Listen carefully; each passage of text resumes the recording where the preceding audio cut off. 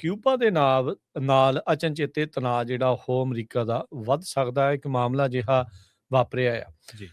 Cuba ਵਾਲੇ ਦਾਅਵਾ ਕਰ ਰਹੇ ਆ, ਕਹਿੰਦੇ ਵੀ ਫਲੋਰੀਡਾ ਦੀ ਇੱਕ ਸਪੀਡ ਬੋਟ ਜੋ ਕਿ ਫਲੋਰੀਡਾ ਦੇ ਵਿੱਚ ਰਜਿਸਟਰਡ ਵੈਸਲ ਸੀ, ਉਹਨਾਂ ਨੇ ਕਿਊਬਾ ਦੇ ਬਾਰਡਰ ਏਜੰਟਸ ਦੇ ਉੱਤੇ ਗੋਲੀ ਚਲਾਈ, ਜਿਸ ਤੋਂ ਬਾਅਦ ਦੇ ਵਿੱਚ ਕਿਊਬਾ ਵਾਲੇ ਦਾਅਵਾ ਕਰ ਰਹੇ ਵੀ ਅਸੀਂ ਉਹਨਾਂ ਦੇ ਉੱਤੇ ਜਵਾਬੀ ਗੋਲੀਬਾਰੀ ਜਿਹੜੀ ਉਹ ਕਰਦੇ ਹੋਏ 4 ਜਾਣਿਆਂ ਨੂੰ ਜਿਹੜਾ ਉਹ ਮਾਰ ਦਿੱਤਾ ਹੈਗਾ ਆ।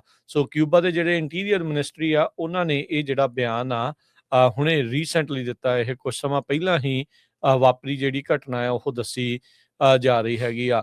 ਸੋ ਲੋਕਾਂ ਨੂੰ ਫਿਕਰ ਸੀਗਾ ਪ੍ਰਵੀਨ ਜੀ ਵੀ ਕਿਤੇ ਈਰਾਨ ਦੇ ਨਾਲ ਲੜਾਈ ਨਾ ਲੱਗ ਜਾਵੇ।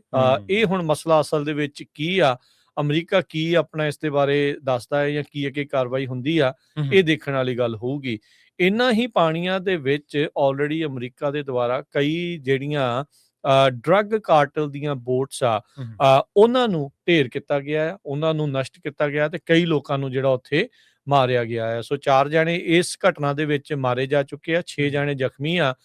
ਇੰਟੀਰੀਅਰ ਮਿਨਿਸਟਰ ਨੇ ਜਿਹੜਾ ਇਹ ਦੱਸਿਆ ਹੈ। ਸੋ ਕਿਊਬਾ ਦੇ ਤੱਟ ਤੋਂ ਬਹੁਤ ਹੀ ਨਜ਼ਦੀਕ ਸੀਗੀ ਇਹ ਫਲੋਰੀਡਾ ਦੀ ਰਜਿਸਟਰਡ ਜਿਹੜਾ ਵੈਸਲ ਆ, ਇਹ ਜਿੱਥੇ ਇਹ ਘਟਨਾ ਗੋਲੀਕਾਂਡ ਜਿਹੜਾ ਉਹ ਵਾਪਰਿਆ ਹੈਗਾ ਆ।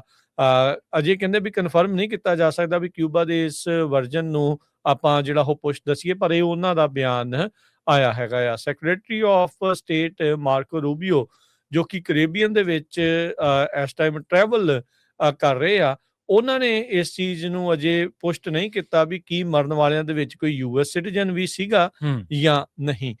ਸੋ ਸੇਂਟ ਕਿਟਸ ਐਂਡ ਨੇਵਿਸ ਦੇ ਵਿੱਚ ਪੱਤਰਕਾਰਾਂ ਨਾਲ ਗੱਲਬਾਤ ਕਰਦੇ ਹੋਏ ਉਹਨਾਂ ਨੇ ਇਹ ਜਿਹੜੀ ਉਹ ਜਾਣਕਾਰੀ ਦਿੱਤੀ ਆ। ਮਾਰਕੋ ਰੂਬੀਓ ਸੈਕਟਰੀ ਆਫ ਸਟੇਟ, ਉਹਨਾਂ ਨੇ ਕਿਹਾ ਵੀ ਅਸੀਂ ਵੈਰੀਫਾਈ ਕਰਾਂਗੇ ਇੰਡੀਪੈਂਡੈਂਟਲੀ, ਇਸ ਨੂੰ ਆਪਣੇ ਤੌਰ ਦੇ ਉੱਤੇ ਇਸ ਦੀ ਜਾਂਚ ਕਰਾਂਗੇ ਤੇ ਫਿਰ ਇਨਫੋਰਮੇਸ਼ਨ ਜਿਹੜੀ ਹੋਰ ਪਤਾ ਲੱਗੂਗੀ ਉਸ ਦੇ ਬਾਰੇ ਤੁਹਾਨੂੰ ਜਾਣਕਾਰੀ ਦਿੱਤੀ ਜਾਊਗੀ ਤੇ ਉਸ ਤੋਂ ਬਾਅਦ ਦੇ ਵਿੱਚ ਹੀ ਅਸੀਂ ਕੋਈ ਅੱਗੇ ਜਿਹੜੀ ਕਾਰਵਾਈ ਆ, ਰਿਸਪੌਂਸ ਆ, ਉਸ ਦਾ ਜਿਹੜਾ ਉਹ ਦਿੱਤਾ ਰਿਸਪੌਂਸ ਦਿੱਤਾ ਜਾਊਗਾ। ਸੋ ਕਾਫੀ ਚੈਲੰਜਸ ਆ।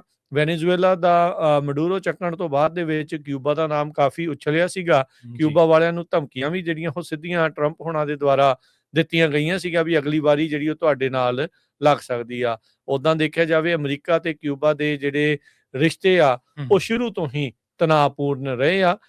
ਅਮਰੀਕਾ ਦੇ ਵਿੱਚ ਉਦੋਂ ਦੁਨੀਆ ਦੇ ਵਿੱਚ ਜਿਹੜਾ ਮਿਸਲ ਕ੍ਰਾਈਸਿਸ ਹੋਇਆ ਸੀਗਾ, ਉਹਦੇ ਵਿੱਚ ਕਿਊਬਾ ਦੀ ਇੱਕ ਅਹਿਮ ਰੋਲ ਸੀਗਾ ਵੀ ਇਹਨਾਂ ਦੇ ਕੋਲ ਕਿਤੇ ਮਿਜ਼ਾਈਲਸ ਜਿਹੜੀਆਂ ਉਹ ਨਾ ਆ ਜਾਣ ਤੇ ਅਮਰੀਕਾ ਨੇ ਫਿਰ ਉਹ ਸਾਰੀਆਂ ਚੀਜ਼ਾਂ ਨੂੰ ਕਿਸ ਤਰੀਕੇ ਦੇ ਨਾਲ ਰੋਕਿਆ ਸੀਗਾ। ਸੋ ਲੈਟਸ ਸੀ ਕੀ ਬਣਦਾ ਆ, ਪਰ ਇਹ ਇੱਕ ਵੱਡੀ ਘਟਨਾ ਜਿਹੜੀ ਆ ਗਲਫ ਦੇ ਵਿੱਚ ਕਹਿ ਸਕਦੇ ਆ ਵੀ ਜਿਹਨੂੰ ਗਲਫ ਆਫ ਮੈਕਸੀਕੋ ਜਾਂ ਗਲਫ ਆਫ ਅਮਰੀਕਾ ਕਹਿੰਦੇ ਆ, ਉਹਨਾਂ ਪਾਣੀਆਂ ਦੇ ਵਿੱਚ ਇਹ ਵਾਪਰਿਆ। ਫਲੋਰੀਡਾ ਦੇ ਤੱਟ ਤੋਂ ਹੇਠਾਂ ਜਿਹੜਾ ਉਹ ਜਾਂਦੇ ਹੋਏ ਕਿਊਬਾ ਦੇ ਨਜ਼ਦੀਕ ਕਿਊਬਾ ਵਾਲਿਆਂ ਨੇ 4 ਜਾਣਿਆਂ ਨੂੰ ਮਾਰ ਦਿੱਤਾ ਆ, ਜਿਹੜੀ ਕਿ ਅਮਰੀਕਾ ਦੀ ਸਟੇਟ ਫਲੋਰੀਡਾ ਦੇ ਨਾਲ ਰਜਿਸਟਰਡ ਇੱਕ ਕਿਸ਼ਤੀ ਸੀਗੀ।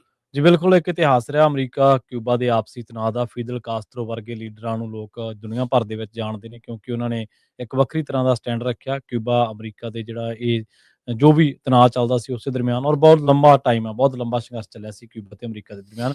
ਦੇਖਦੇ ਹਾਂ ਆਉਣ ਵਾਲੇ ਵਰਤਾਰੇ ਦੇ ਵਿੱਚੋਂ ਕੀ ਨਿਕਲਦਾ, ਕੀ ਵਾਪਰਦਾ ਹੈ।